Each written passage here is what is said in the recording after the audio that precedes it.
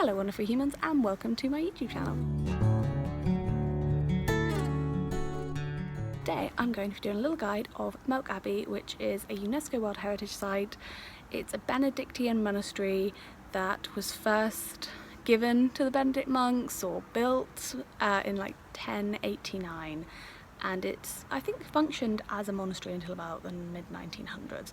I don't know if it functions as one today, to be honest, but I'm going to give you a little guide of like how to get there from Vienna, what you can expect, and my thoughts on it.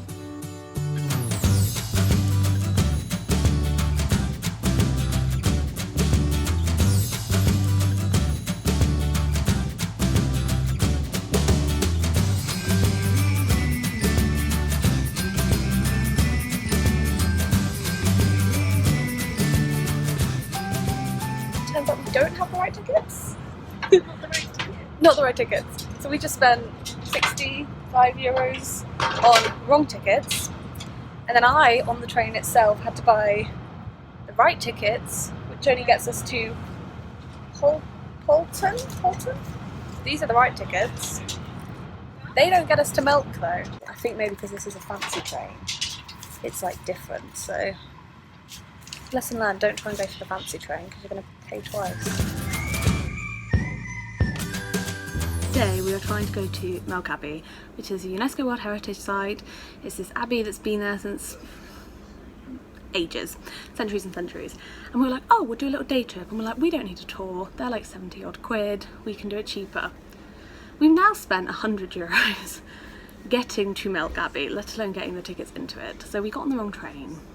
You have to get on the trains that have in partner with VOR on it. If you don't have those trains, you're going to end up getting charged on the train, which is what happened to us. So what we did is you get the U-Bahn wherever you are in Vienna, get it to like the outskirts, you can get your ticket there, it's about €63. In that point, make sure you get on the right train. 63 for two. For two. So these are our original tickets, and these are a day pass to Melk, so they'll get us there and back. So in theory, one journey for one of us is €15, which is a pretty good price. It's not a good price when you then get on a westbound train to Salzburg and have to pay £12.50 each or something like that to just sit on that train basically to your next stop. So that's where we went wrong, but we're now on the right train, we're still heading to Melk, and hopefully it'll be worth it. But yeah, it's been an expensive day so far, so just don't make the same mistake, kids. Don't do what we did. It's not fun. It's not fun.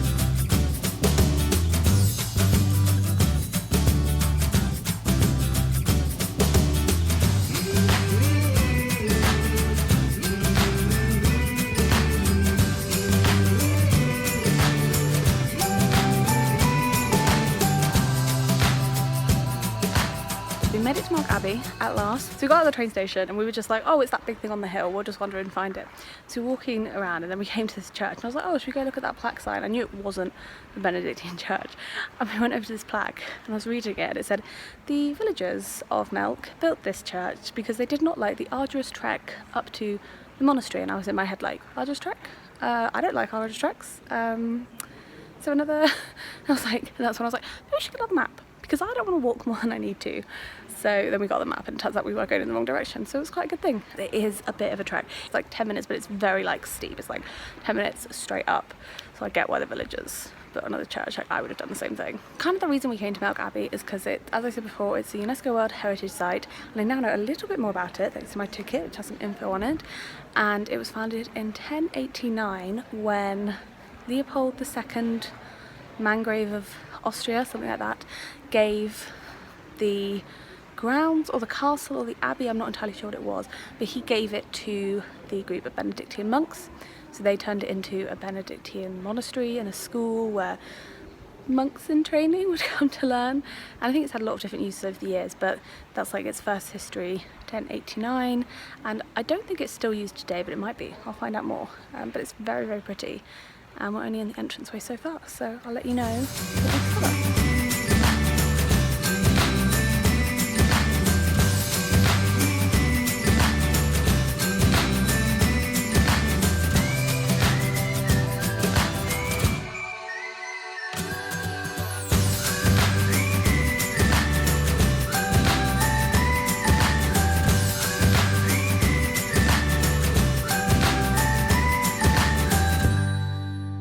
like the Saint of Melk. The reason he's the saint, we found out today, is because he was probably from Ireland. He was an Irish prince, and basically they killed him because he didn't speak the local language, because he was speaking Irish and he wore Irish clothes. So they were like, oh, kill this weirdo, we don't know what he's doing here.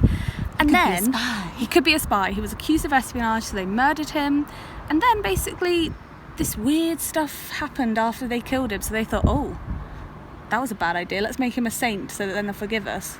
And he's been the saint of this place ever since, which to me is the oddest saint story I've ever heard. I don't know about you. Yeah, normally the saint has done something before death. Yeah, this guy became a saint because after they died, they were basically like, oh, that was not a good decision, we shouldn't have killed him, let's make him a saint to apologise.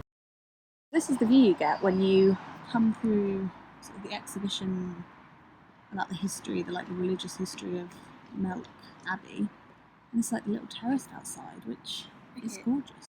Okay, so I'm currently sitting in the grounds of Melk Abbey. Actual church itself, I tried to get some videos and pictures of it, so they might be included here, they might not, because you had to be quite sneaky.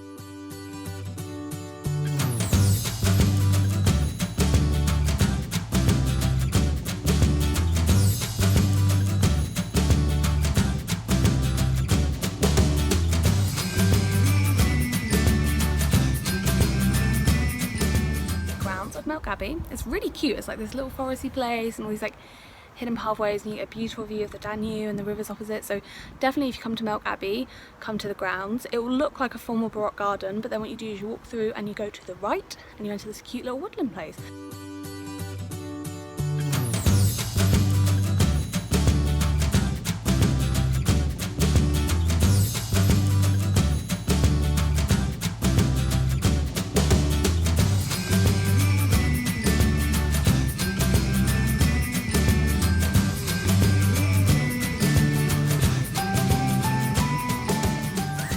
I'm currently sitting in the Chinese pagoda, Japanese pagoda. To be honest, I'm not sure which it is, but it's that sort of thing, but an Austrian version. I think it is worth the day trip from Vienna if you get your trains right, and to actually then get into the Abbey is £12.50 I believe, so it's not that much, and it includes this grounds as well. If you just want to come to the grounds, which I think you could do, but maybe do if you're in the area, I wouldn't come all this way from Vienna just for the grounds. It's really good, it's really pretty, it's nice, it's a very tranquil area. Yeah, definitely worth a little trip.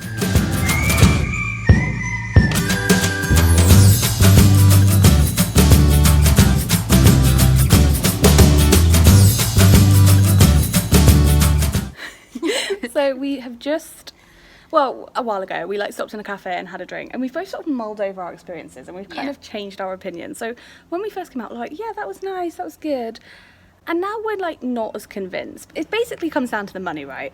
Even without our mistake. €30 for the train here, had we done it right. And then there's also the €8 on top of that just for the metros to get to the train station. It would still have cost us, cheapest we could find to do it was £65 from Vienna to here, which is a lot, or euros, sorry, not pounds, that's a lot. And then the tickets themselves are £12.50, which is also a lot. And you're only really seeing one wing of what's pretty much a giant palace. Yeah, so what you do is you go through and you see a exhibition on the religious history of the place, which kind of makes sense, but I personally didn't find that interesting. I don't think the translations were that great. No, it didn't convey what it was trying to say very well, and I don't know if that was a translation thing or if that is just how the exhibition's laid out, but I kind of skimmed through that part quite quickly. I looked at things and it was pretty, but I wasn't super focused on it. And then you go into a big hallway, which is very nice. The rooms themselves are very grand, all high Renaissance architecture and ceilings. And then you go out onto the balcony, and that honestly had beautiful views. I think that was my favourite part. Yeah, because there was the forest area, and you see the River Danube, and then the town as well. It was very pretty how it overlooked everything. And then you went into the library, which was also gorgeous. But again, it's a library, they don't let you take pictures. You just kind of walk through it, because what else are you meant to do in an old library? You can't, there's no information there. And then you go into the church itself, which again is beautiful, and that probably is a highlight. But that's it. And for £12.50, that's not that much. No, and there's the grounds to walk around, but the grounds aren't particularly big either.